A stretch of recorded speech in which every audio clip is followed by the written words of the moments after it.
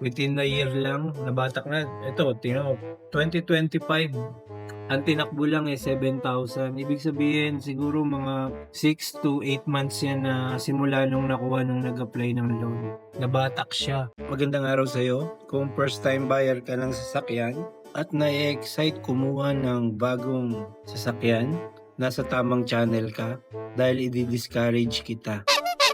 Unang-una, sasabihin ko na wala akong reklamo sa kinuha kong sasakyan. Wala to sa brand, wala to dun sa experience ng sasakyan. Ang purpose ng video na to, yung experience ng paghuhulog ng sasakyan. Ang kinuha kong sasakyan, MG, wala akong reklamo sa MG. Ang pinaka sinasabi ko rito, yung kung paano mo ba i-maneuver yung sa financial aspect ng pagdedesisyon. Alam ko, nakaka-excite yung pagkuha ng bagong sasakyan. Nakaka-excite talaga yan. Ang sarap gawin, ang sarap mag-apply. Tapos magmuni-muni sa YouTube, yung mga reviews ng sasakyan na napupusuan mo. Pero ito na, yung proseso niya masaklap. Financial aspect po ito bilang isa rin sa naghuhulog ng sasakyan ngayon. Kasi nung time na nagdesisyon ako, aamin na ako, na-excite ako kaya nagdesisyon ako kumuha ng brand new. Ngayon alam ko na hindi mo naman pakikinggan yung ma-advise ko, pero itatry ko pa rin baka sakali para magdalawang isip ka o kaya makapag-isip ka pa ng mas ayos at mas malagay ka pa sa mas maganda. Labanan mo yung pagka-excite. Bakit? Noong 2023, kumuha ako ng sasakyan na brand new. Super excited ako noon. Lahat ng reviews ng mga Facebook, ng YouTube, ng mga sasakyan na parang feel na feel kong tugma sa pangangailangan ko. Tinignan ko yun.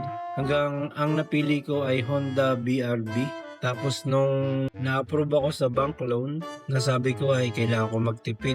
Ngayon, napunta ako ngayon sa MG. Nakita ko yung sasakyan ng MG, ang ganda niya. Mas maganda pa yung materials niya kaysa sa Honda BRV. Ito, ano to kanya-kanyang desisyon to May pwedeng yung maganda sa akin, pangit sa inyo. Pero nung time na yun na nakita ko yung MG, material-wise, design, tsaka yung pangatlo, yung syempre yung money aspect, nagandahan ako. Sabi ko ay sulit ang pera ko rito, dito ako maglo-loan. MG ang kukunin kong sasakyan.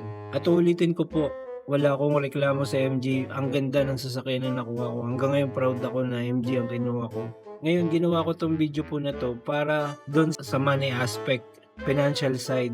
3 taon na po ako naghuhulog ngayon ng sasakyan. Ngayon 2 years na lang ang kulang ko. Pag nakita mo yung sasakyan na brand na kinuha ko ngayon, universal naman to, alam ko yan, magde-depreciate lahat ng kukunin yung sasakyan. Mapa Ford yan, mapa Toyota man yan, mapa Honda man yan. 2 to 3 years, 50% to 60% na lang ang value niyan. Lalo na pag nahatak. Ang pinakapunto ko doon, nabawasan ka ng pera. Ang laki ng tinalo mo. Kahit ako ngayon, yung sasakyan ko ngayon, hindi ko na siya bibitawan. Talagang tatapusin ko na siya. Ngayon, yung pinaka-goal ko, kaya ako sinasabi to, para dun sa mga first-time buyer na na-excite na bumili, tingin ko hindi bumili. Ang laki ng tsansa mag-loan para makuha yung brand new na sasakyan. Mapapahama ka dyan. Ang laki ng itatalo mo na pera. Kasi alam mo kung bakit? Sa 5 years na may loan ka, yung first 2 years doon, ang laki ng depreciation ng presyo ng sasakyan na kukunin mo. Mawawala na rin yung 20 to 30% sa unang taon pa lang. Regardless sa brand yan, kahit anong brand yan, depreciated yan after 1 year. 20 to 30% ang tanggal ka agad sa value niyan. Ngayon ikaw bilang nag-loan no full price niya na brand new, sasaluhin mo ngayon yung full depreciation value ng sasakyan sa first year.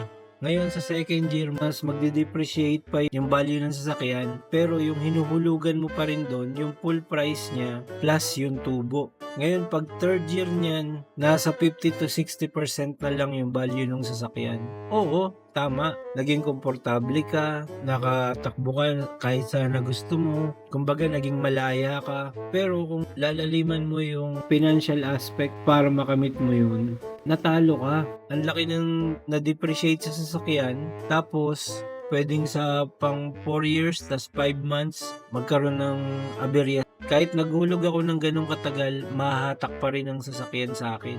Eto pa, yung 2 years na yun, ayun na ang value nung sasakyan ngayon 'pag binili mo siya ng cash. Ibig sabihin yung nauna kong nahulog na 3 taon, lugi na yun sa side ko at ang laking pera nun. Ang dami mong puwedeng magawa sa pera na yun. Yung potential, yung business na puwede mong ma-start, yung comfort para sa buhay mo, para sa sarili mo, o kaya yung mga items na gusto mo pang mabili. Imagine 3 years na gone in the wind. Ito po para sa first time buyer, alam ko sabi kayo, alam ko na-excite kayo na makuha yung dream car nyo. Pero labanan nyo yung pakiramdam na yan kasi ikakapahama ka niyan.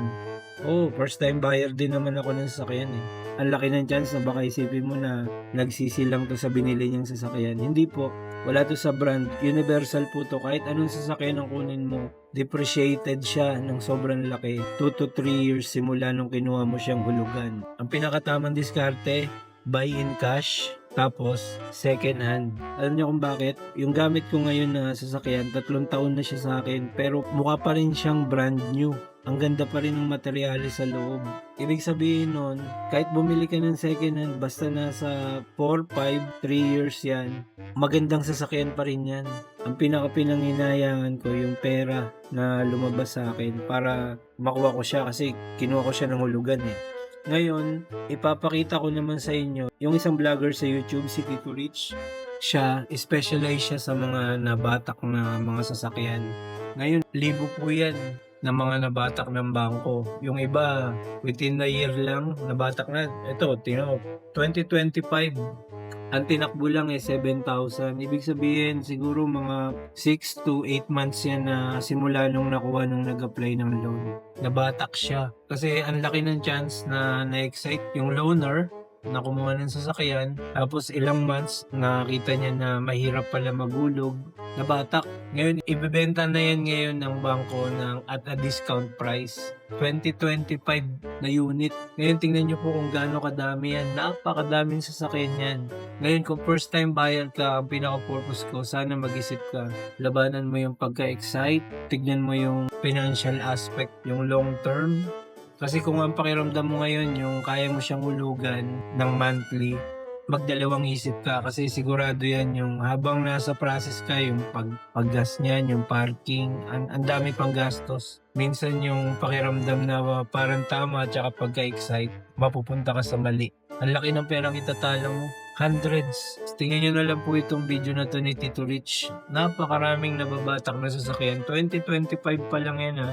2025 na unit.